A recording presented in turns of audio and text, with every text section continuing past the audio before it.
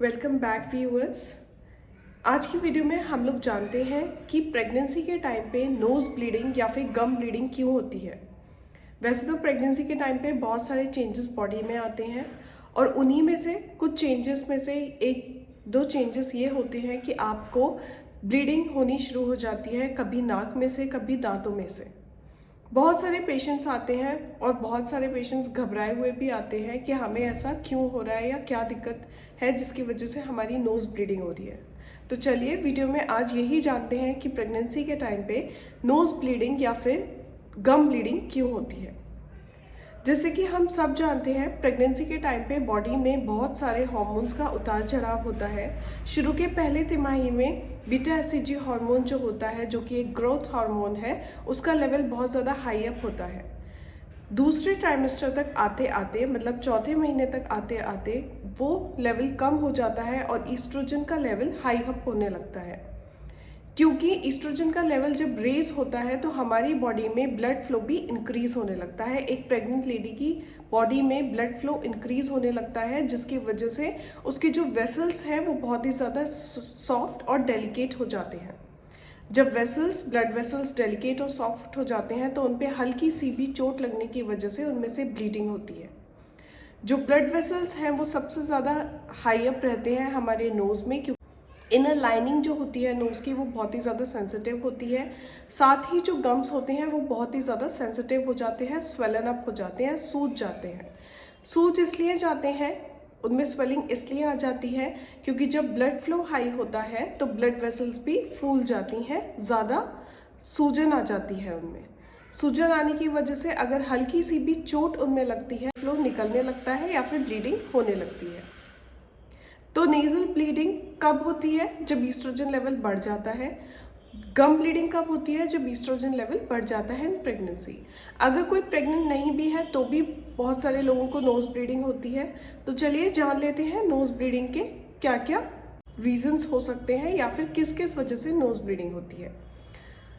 पहला पॉइंट इसमें आता है एलर्जी। अगर आपको किसी भी तरीके की एलर्जी है, बहुत सारे लोगों को डस्ट से एलर्जी होती है या फिर किसी पर्टिकुलर परफ्यूम से एलर्जी होती है, उन्हें छींकें आनी शुरू हो जाती हैं, नेज़ल एरिया में उनको इरिटेशन शुरू हो जाती है, साइनसेस उनके ब्लॉक होने लगते हैं।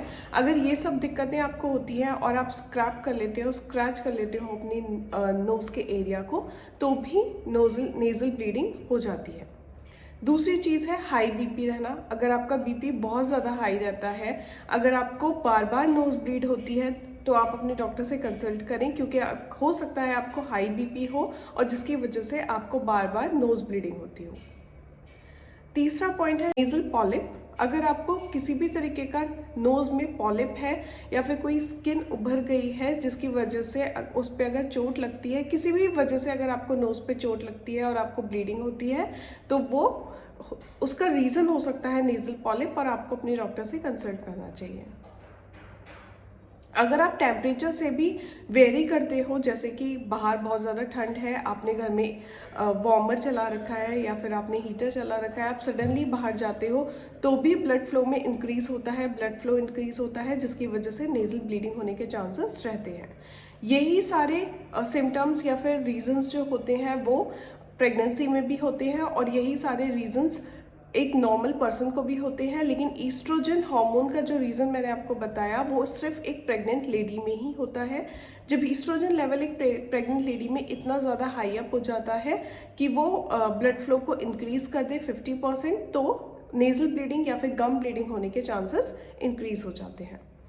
अब चलिए बात कर लेते हैं कब आपको पैनिक होना चाहिए या फिर आपको पैनिक होना चाहिए भी या नहीं। सर्टेनली अगर आपको नेज़ल ब्लीडिंग हो रही है, बहुत हैवी ब्लीडिंग हो रही है, आधे घंटे से ज़्यादा हो गई है, आपने पोस्चर भी चेंज कर लिया, नोज़ अप भी कर लिया, आपने क्लीन कर लिया, आइस लगा लिया, उसके बाद भी अगर आपकी नेज़ल ब्लीडिंग स्टॉप नहीं हो रही है तो आपको अपने डॉक्टर से कंसल्ट करना चाहिए। अगर आपको वीकनेस हो रही है, चक्कर आने लग रहे हैं, पेन हो रहा है, तो भी आपको अपने डॉक्टर से कंसल्ट करना चाहिए। अगर आपको बहुत ही कम ब्लीडिंग है, काइंड ऑफ स्पॉटिंग है, कभी आप सिर्फ नोज़ में जब फिंगर डाल के चेक कर रहे हो तब आपको सिर्फ हल्की सी स्पॉट फील हो रही है, तो आपको पैनिक होने की ज़रूरत नहीं है।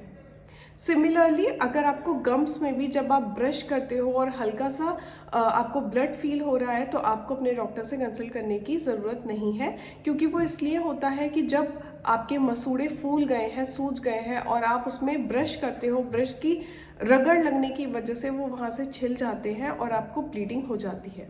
उसके लिए आपको पैनिक होने की ज़रूरत बिल्कुल भी नहीं है। ये बहुत सारे लोगों के साथ होता है और ये कंप्लीटली कॉमन चीज़ है। अब बात कर लेते हैं इसके ट्रीटमेंट की। अगर आपको नेज़ल ब्लीडिंग हो भी रही है तो डॉक्टर आपको क्या ट्रीटमेंट देगा। अगर आप प्रेग्नेंट हो तो आपको डॉक्टर सिर्फ ये सलाह देंगे कि आप कोई भी सिम्टोमेटिक घर में होम रेमेडी करिए, जैसे कि बर्फ़ लगाइए या अपनी नाक को, गर्दन को ऊपर उठा के लेटिए ताकि आपको ब्लीडिंग ना हो। दूसरी तरफ अगर रीज़न कुछ और है, जैसे कि एलर्जी या फिर हाई बीपी, तो डॉक्टर्स आपको उसकी दवाई देंगे, उसको ट्रीट करने की कोशिश करेंगे। नोज़ ब्लीडिंग कभी कभी डेडली भी हो सकती है, इसलिए इसको लाइटली बिल्कुल भी मत लो। अगर आपको आधा घंटा 20 मिनट से ज़्यादा हैवी फ्लो हो रहा है नोज़ से, तो आप अपने डॉक्टर से तुरंत जाके कंसल्ट करें, तुरंत जाके उनसे मिलें। वैसे अगर आपको इतनी ज़्यादा प्रॉब्लम नहीं है तो डरने की बिल्कुल भी बात नहीं होती है। आई होप ये वीडियो आपको पसंद आई हो, आपको समझ में आया हो कि प्रेगनेंसी में ड्यू टू हॉर्मोन्स आपको नोज़ ब्लीडिंग या फिर गम ब्लीडिंग होती है और ये कम्प्लीटली एक नॉर्मल प्रोसेस है, नेचुरल प्रोसेस है। इसके लिए आपको पैनिक होने की ज़रूरत नहीं है। अगर आपको मेरी वीडियो पसंद आई हो तो प्लीज़ मेरे चैनल को सब्सक्राइब करिए, वीडियो को लाइक करिए, शेयर करिए, ताकि दूसरे लोगों को भी ये इन्फॉर्मेशन मिल पाए। मैं फिर से एक इन्फॉर्मेटिव वीडियो आप लोगों के लिए लेके आऊँगी। Till then bye and thank you.